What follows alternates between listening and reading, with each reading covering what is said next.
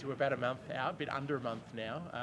How much are you looking forward to that first game at North Sydney Oval? Yeah, super excited. It's always a really long build-up for AFLW with such long off-season. So, yeah, we're chomping at the bit to get out there and play some games, some pracky games next week and the following week, and then we're pretty much on. So, yeah, big, long build-up, but as I said, yeah, really keen to get into it and hopefully put our best foot forward. There's probably only so much you can handle just having Scotty, like being off the field with him, having him in there all the time, that it's like, all right, let's just get back on the field and let's put his words into practice. Yeah, exactly. Scott has so many great ideas and sort of little things that he implements in the game plan, so it'll be nice to put it into practice finally, and we get that chance, as I said, in the practice games to put it to work and see what works, what doesn't, and then tidy things up before we head into round one. But yeah, Scott's a mastermind, so probably a few things that'll be of surprise this year, but we're really looking forward to it. Unfortunately, last year was kind of plagued by quite a few injuries to some really important players, but from what we've seen, a lot of them are back up and firing now, running across the ground, none more so than your co-captain, Chloe. What is it like to have girls like her, more just players that are so important for this team, looking fit and ready at the start of the year? Well, Chloe's a superstar of the competition for a reason, so it's really nice to have her back up and running at the moment, and she's been flying throughout pre-season. Her rehab's been going really well. I don't think there's a return date just as of yet, but she's, tracking really well, and we're really looking forward to having her back, as well as Morph. Laura had a few issues last year with injury, Monham. The list is looking really healthy at the moment. Touch wood, it can stay that way over the next few weeks heading into round one, because those players are so crucial for us. And the success we're aiming to have in this year, and we're really looking forward to having those girls back. Obviously, Chloe is such an important person on the field, but her leadership as well, and even though she was injured, she was playing a role, but once she does get back on the field, to have her alongside you, do you think that'll help? What sort of impact will that have, just to have particularly her leadership on the field to have alongside you? Yeah, I mean, the biggest impact you can have as a leader is on field and being in the moment and standing up when the team needs you the most, and she's looking forward to doing that more than anybody, and I'm so glad that she's back out there with me. At times last year I was probably a little bit lost without her naturally, so to have her sort of patrolling the forward line, mid to forward line, it'll be really, really comforting knowing that she's back out there and I can bounce off her a little bit more.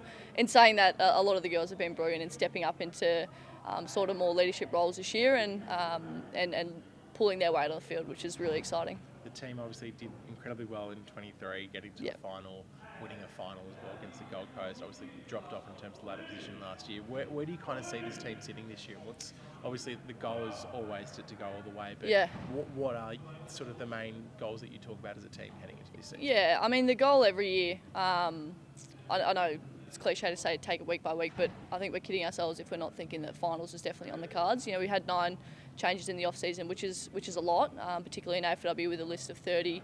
Having nearly a third of that turnover is a massive change, but we've put in a lot of work since probably about early February, and had a few trial games earlier in the year, and we thought we did okay in those, and the purpose of that was to get time playing together and experience playing together, particularly with those new girls, and the way that they've slotted in and made this side a totally different looking team.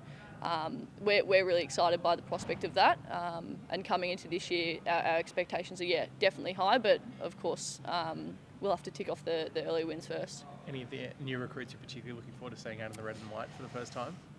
Oh, there's a few. I think Darcy Maloney's one that comes to mind straight away. I mean, she's a Geelong girl, down from where I grew up, and I played junior footy a little bit with her, and she's a jet. She's a bit of hothead at time like me, but I love her, and she's going to add a lot to our midfield and forward group. She's incredibly skillful.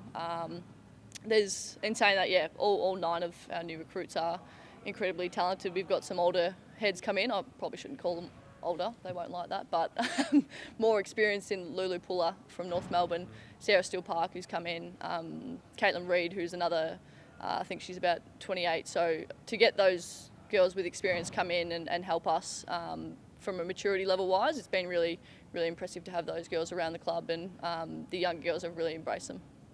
Do you feel like with all those changes you sort of got an idea of what your best 22 team is at the moment, or can we see a bit of change those first few weeks with sort of figuring you guys out a little bit? Well, I think everything's up for grabs at the moment, to be honest. As I said, we've got a really healthy list right now, so the match sims that we're doing in the inch clubs and pracky games, it'll definitely be throwing plays in a few different positions, seeing where those girls fit best in the side, seeing what we've already got and how they can be implemented or what can change there as well. So definitely everything's up for grabs at the moment. I know the girls definitely know that as well, and we're trying to sort of bring that competitiveness within training, one, to make each other better, but also to, I suppose, make it your own. Like there's 9 new girls, so you're one of us now, you're not on the outer, so yeah, take charge.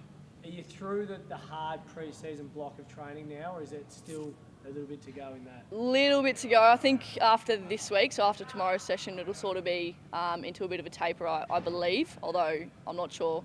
Sometimes I might pull a late pre-season surprise on you, but I hope not. But I think, yeah, given we got pracky games next week, it'll look pretty similar to what it looks like in season. So over the hump now. It's been a long pre-season, but it's been good. And so, I mean, some clubs do army camps, some go Yep. away to the beach. Have you guys done anything in particular this pre-season?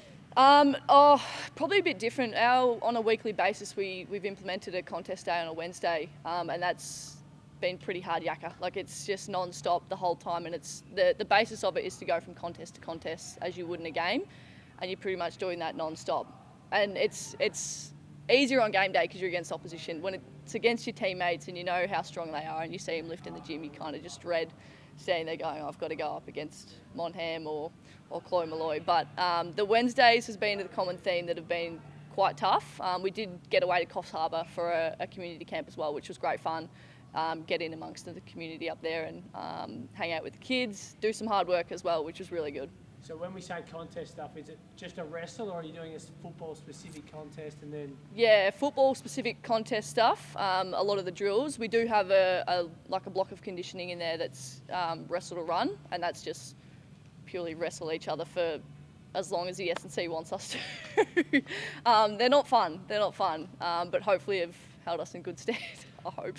Obviously now the fact that we're 9-10 seasons into this competition, are you feeling like the prolonged work and the benefit from all these pre-season stuff, like going into this season going, okay, yeah, I feel the fittest I've ever been going into an AFLW season? Yeah, absolutely. I think this is my 7th season now, so to bank those pre-seasons under your belt, I've noticed has really helped me, because you get a bit of an understanding of sort of how hard do I need to push myself here and there, what does my body need throughout pre-season. I think early on you're just so health leather, you just go for it, and had a few injury issues early in my career, so for me now it's probably just about managing that, and a few of the older girls are the same that have been around for a while, and just managing it and putting your best foot forward every session when you need to, but also probably working smarter, not harder in that sense. And there'll be a lot of eyes on the first round draft pick, Zippy. Yeah, she's a gun. Playing off half back a little bit, playing a few different roles. How has she been, and how's she adjusting to life on the other coast? Yeah, she's a ripper, little zippy fish. Her name is so good, and her skills match. She's